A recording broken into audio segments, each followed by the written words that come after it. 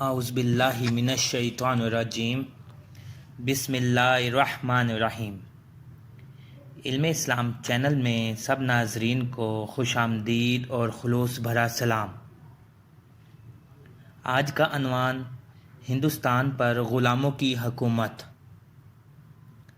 سلطان شہاب الدین غوری کے مرنے کے بعد قطب الدین ایبک نے 602 ہجری میں جس نئے خاندان کی حکومت کی بنیاد ہندوستان میں رکھی، وہ تاریخ میں یہ خاندان غلامان کے نام سے مشہور ہے۔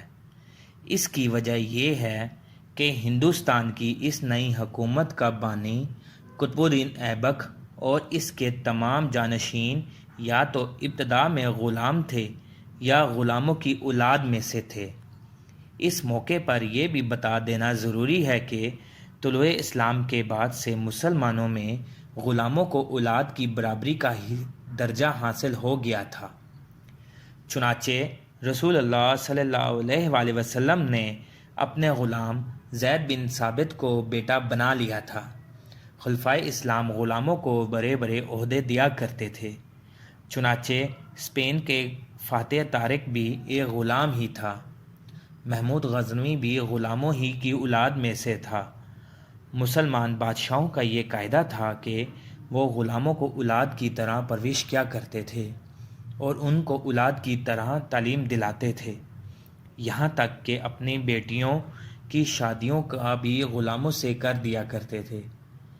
یہی وجہ ہے کہ اس زمانے میں شاہی غلاموں کا درجہ امرائے سلطنت سے بھی بلند خیال کیا جاتا تھا۔ خاندان غلامانے کی سلطنت کا بانی قطب الدین ایبک کو کہنے کے لیے محمد غوری کا غلام تھا، لیکن محمد غوری اس سے اولاد کی طرح محبت کرتا تھا اور اولاد ہی کی طرح محمد غوری نے اس کی پرورش بھی کی تھی۔ چنانچہ جب محمد غوری مر گیا تو محمد غوری کے بھتیجے سلطان محمود نے اسے ہندوستان کی حکومت کی باقاعدہ سند دے کر اسے ہندوستان کا بااختیار بادشاہ بنا دیا گیا۔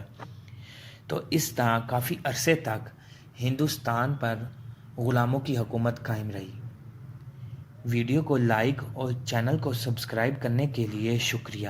اللہ حافظ۔